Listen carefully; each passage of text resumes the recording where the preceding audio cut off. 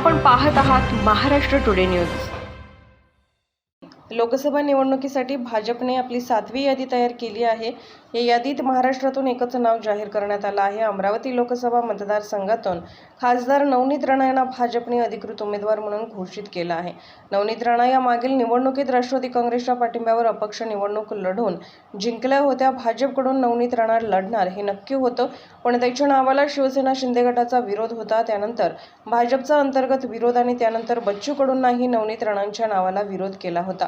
महायुतीमधील मित्रपक्षांनी नवनीत राणा यांच्या उमेदवारीला विरोध केला असला तरी देवेंद्र फडणवीस सुरुवातीपासून राणा यांना उमेदवारी देण्याविषयी सकारात्मक होते। गेल्या 5 वर्षापासून भाजपला पूरक भूमिका गेल्या 5 वर्षांमध्ये नवनीत राणा यांनी संसदेत भाजपला पूरक भूमिका घेतल्याचे फडणवीस यांनी सांगितले होते। त्यामुळे नवनीत राणा यांना भाजपची उमेदवारी मिळणार हे जवळपास निश्चित होते, परंतु मित्रपक्षाचा विरोध आणि जात प्रमाणपत्राचा अडथळा नवनीत राणांच्या उमेदवारीत खोडा घालणार का याकडे सर्वांच्या नजरा लागल्या होत्या। मात्र या सगळ्या शंका कुशंका दूर सारत भाजपने नवनीत राणा यांना अमरावती लोकसभा मतदारसंघातून उमेदवारी देऊ केली आहे। आता येथून निवडून येणे नवनीत राणा यांच्यासाठी खरे आव्हान असणार आहे। महाराष्ट्र टुडे मराठीसाठी ब्युरो रिपोर्ट अमरावती। अमरावतीचे विकासासाठी आपण माझे डोक्यावर आशीर्वादाचा हात ठेवा एवढीच विनंती करते।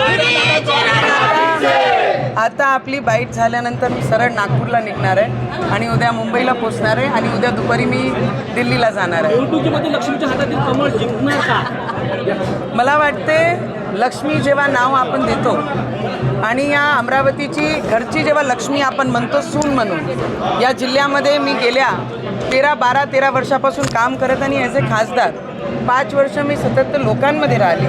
तर मला वाटते लक्ष्मीच्या हाती हे अमरावतीकरांची इच्छा होती की माझे हाती कमळ गेला पाहिजे आणि त्याच लक्ष्मीच्या हाती आज कमळ आहे। तर मला वाटते ज्यांची इच्छाप्रमाणे, अमरावतीकरांची इच्छाप्रमाणे ते कमळ माझ्या हाती आहे। तर मला वाटते ते आशीर्वाद नक्की माझे अमरावतीकर मला देतात। निवडणुकीत अडचण आणि तुमचा सामना झाला होता, आता उमेदवारी तुम्हाला जाहीर झाल्यावर ते उमेदवारी निवडणूक लढण्यावर ठाम आहे, काय सांगणार? मी तेच म्हटलं की महायुतीमध्ये जेवढेही पक्ष, जेवढेही घटक, जेवढेही नेते आहे सगळे आदरणीय आहे आणि सगळ्यांना मी नम्रपणे विनंती करते की जे महायुतीमध्ये जेवढेही नेतेगण आहे माझ्यापेक्षा सगळे सिनियर आहे, त्यांनी एक सून म्हणून या जिल्ह्याची परिवाराची सदस्य म्हणून माझे डोक्यावर आशीर्वादाचा हात ठेवा, ज्यांनी माझे अमरावतीचा विकास होईल। मोदीजींसाठी काम करणार आहे, सगळे अमित शहाजींसाठी काम करणार आहे, देवेंद्र फडणवीसजींसाठी काम करणार आहे आणि आमचं लक्ष आहे आणि एक